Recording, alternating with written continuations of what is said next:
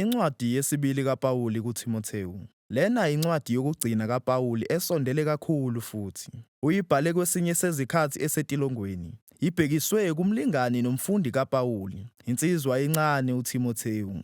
Empeleni, asazi ukuthi isikhathi esingakanani esidlulile emva kokuba abhale eyokuqala kuTimothewu. Kodwa siyabona ukuthi isimo sikaPawuli sishintshile, saba nzima kakhulu. Uboshelwe eRoma, okunokwenzeka ukuthi kubhekiswe esikhathini sokuboshelwa kwakhe endlini okubalulwe ezenzweni isahluko sama-28, noma wayesekhululiwe kulokho kuboshwa, esenesinye isikhathi eside senkonzo, waphinde waboshwa futhi eTrowa. Noma ngabe isiphi isimo, uPawuli uthi uphakathi nokuqulwa kwecala futhi akuhambi kahle. Uqinisekile ukuthi akazuphunyuka kuleli. Manje ngaphansi kwalesi simo esimnyama, uPawuli uyanxusa kuTimothewu, obukeka sengathi usesekuthunyweni e-Efesu. Ucela uTimothewu ukuba abuye abe kanye naye etilongweni ukuze uPawuli adlulise kuye imishini yokutshalwa kwebandla abesiliqalile. Incwadi ihlelwe yalula. Kunezingxenye ezimbili ezinkulu lapho uPawuli aphonsela uTimothewu izinselelo.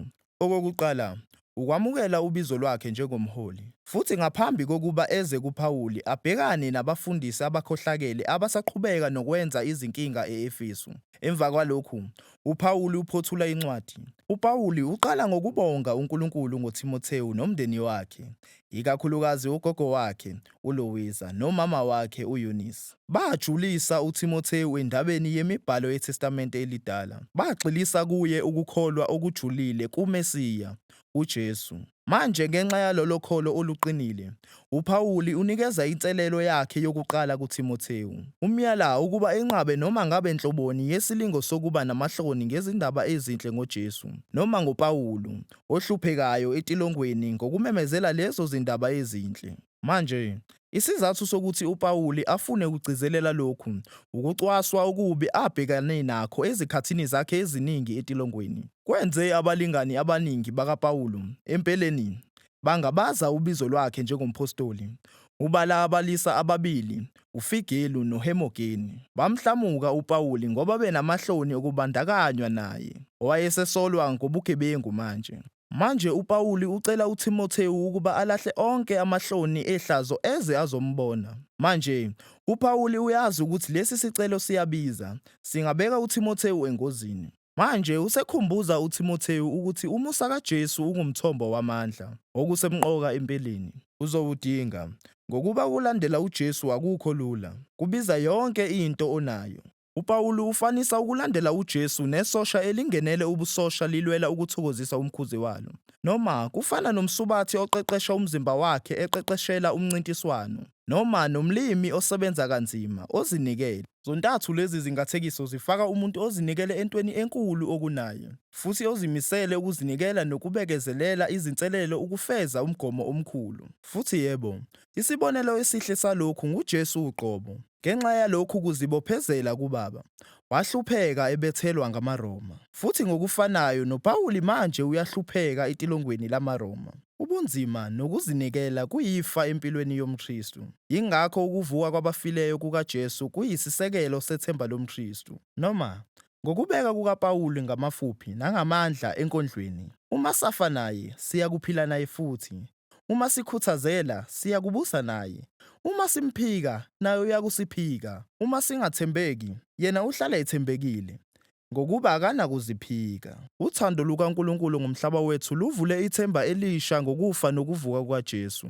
Ngakho kulabo abazozibeka engozini yokwethemba nokulandela uJesu, uNkulunkulu uthembise ukuqinisekiswa nokuphila. Kulabo abamphikayo, uNkulunkulu uyasihlonipha leso sinqumo ngokwenza ukufanayo. Kodwa ukungakholwa kwabantu akunakumphoqa uNkulunkulu ukulahla okwakhe ukwethembeka. Ngakho uPawuli uyala uTimothewu ukuba athembeke, enokuqonda ukuthi kungabiza lukhulu. uPawuli uqhubekela engxenyeni yesibili yencwadi, eyala uTimothewu ukuba abhekane nabafundisi abakhohlakele e-Efesu ngaphambi kokuthi eze eRoma. Isifundiso sabo siyasabalala njengomdlavuza ebandleni lase-Efesu. Babheke futhi bakhohlakalisa iningi labesifazane abanomthelela ebandleni. Kunokwenzeka ukuthi yilaba besifazane abacebile uPawuli ebekumele abhekane nabo encwadini yakhe yokuqala kuTimothewu.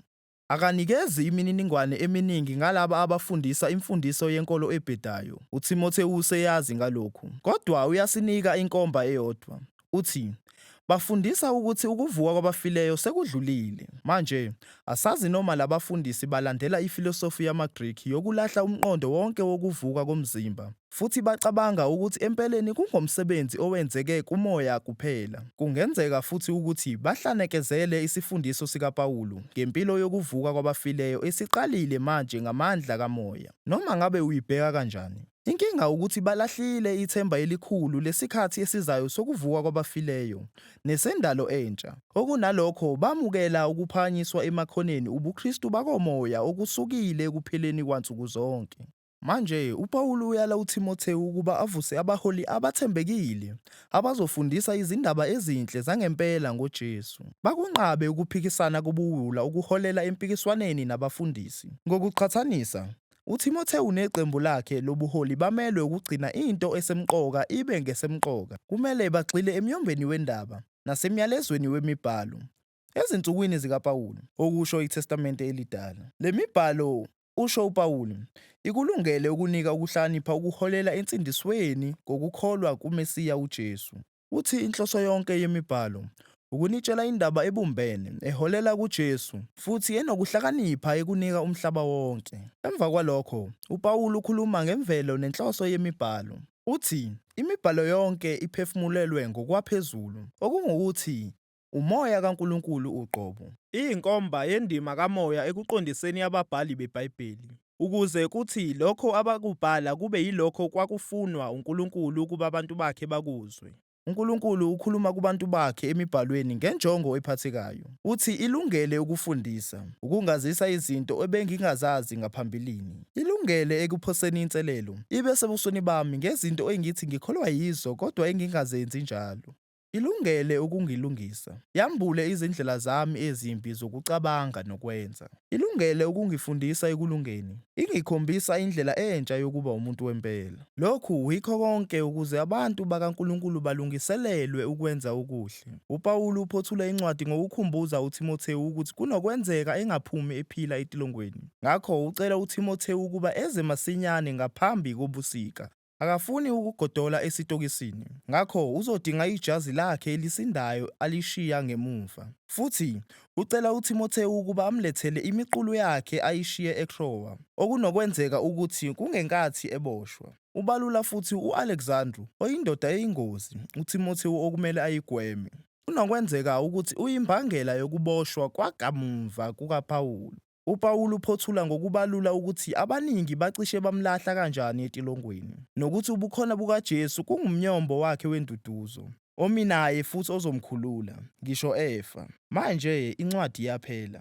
Incwadi yesibili kuTimothewu imi njengesikhumbuzo ukuthi impilo nemishini kaPawuli enomthelela yayibhekene nezingqinamba ezimile kanye nokuhlupheka nobunzima. Ukulandela uJesu kubiza ingozi nokuzinikela, kusho ukumema ubunzima nokungaphili intofontofo empilweni. Kodwa lezi zinto azilona uphawu lobungabikho kukaJesu. Okunalokho, ngokuthola kukaPawulu nezizukulwane zamaKristu emva kwakhe, ngempela kulesi sikhathi esimnyama nesinzima, uthando nokwethembeka kukaJesu kuba yinto ephathekayo kubonakala. Yilokho incwadi yesibili kuTimothewu, incwadi yokugcina kaPawulu, emayelana nakho.